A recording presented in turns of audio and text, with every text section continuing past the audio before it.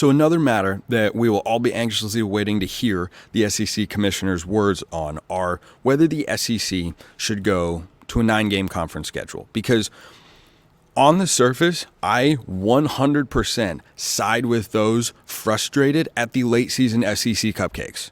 I cannot stand it. It is maddening. You have schools playing top 25 opponents. You have, borderline rivalries playing out in late November. You've got playoff pushes. And then SEC teams can play one half of football, get up 63-3, and rest their starters for a half. I do not care for that component. The easy solution is to go to a 9-game conference schedule, something that I am in favor of. However, there is an alternative if it is not the position of the SEC that they want to move to a 9-game conference schedule. And this goes back to the point that I was just making about how the committee is going to view SEC and Big Ten teams versus ACC and Big 12 teams in the 12-team playoff. How are games going to be treated? How are records going to be treated? How will ranked wins hold up over time? These are all factors that we can't estimate right now. I know we've had the 4-team playoff before, but do you think the committee is putting the same sort of time and effort and thought into the rankings past the top 4, past the top 6, really, that they are the top 6? Look, they might say they are. They might be.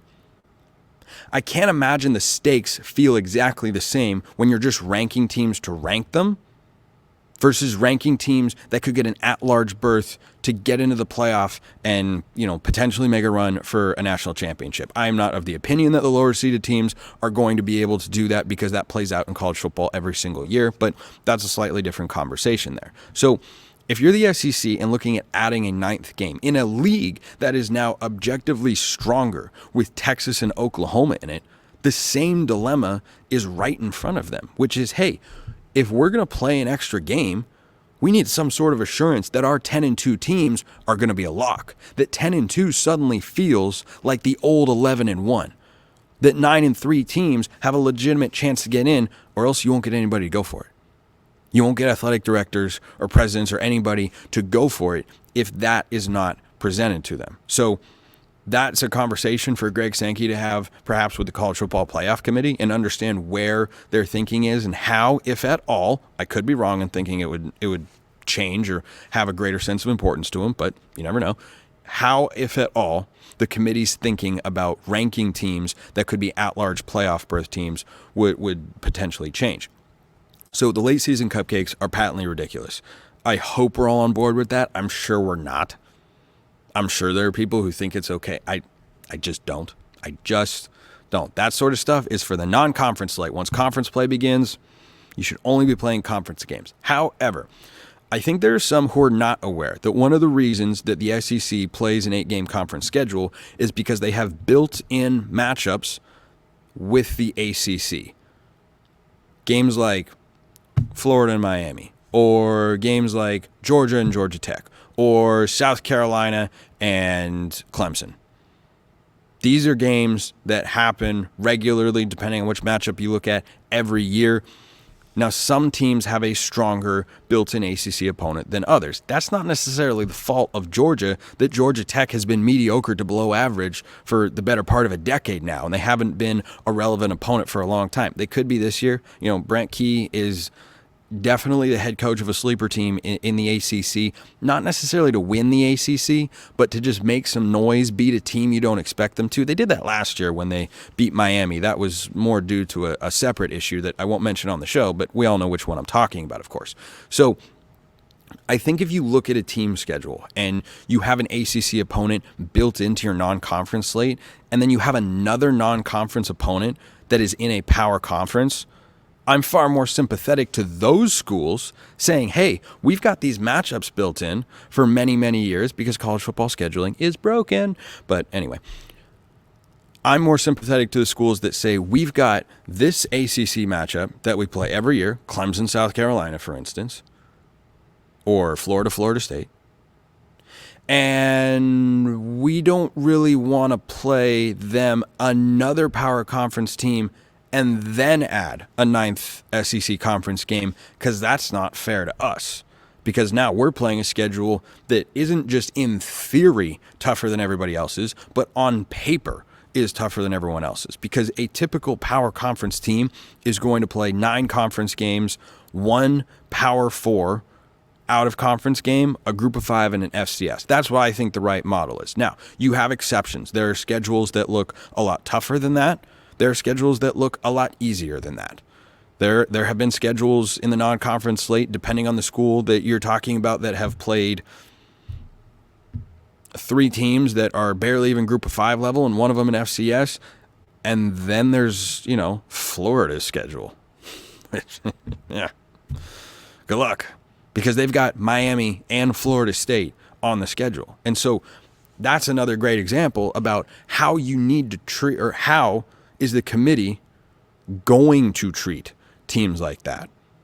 Because if you took Florida, if you took this iteration of the Florida Gators, and, Billy Napier has spoke at length. I'm sure we'll hear from him plenty this week about how confident he is in the process they have and the team that they're going to put on the field, the weapons they've got. I loved the Elijah Badger addition on the perimeter. I thought that was a really, really important pickup for their offense. That is a wide receiver 1 caliber guy coming over from Arizona State to help out Graham Mertz at the quarterback position. Still, there is no schedule in college football where you play 2 non-conference games against legitimate power conference contenders. They happen to be in the same league, but even if they were in different leagues, it would be insane. It would be ridiculous.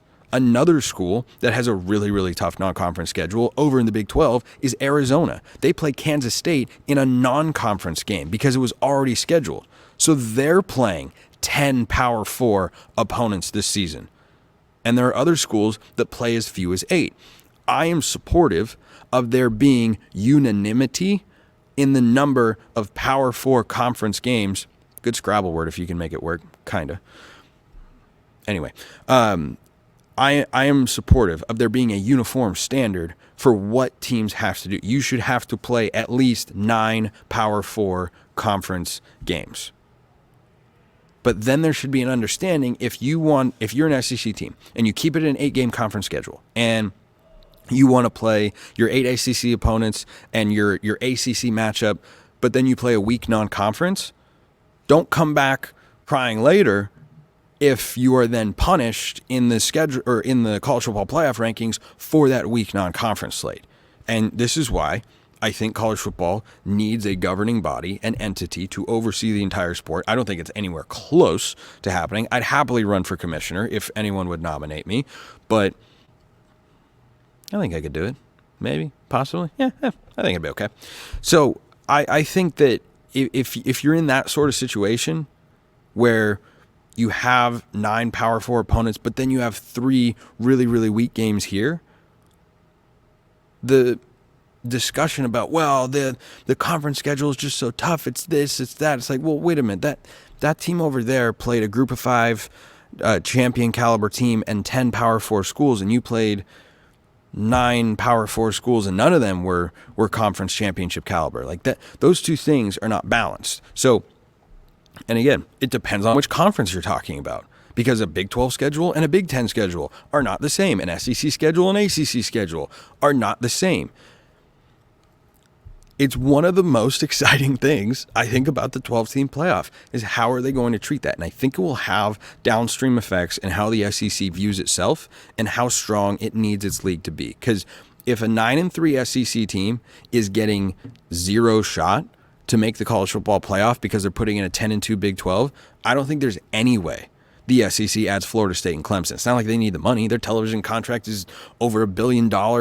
All their programs, they're doing just fine financially. They're doing just fine. They don't need to make up some revenue gap. Quite the opposite. They're pulling away from everybody else.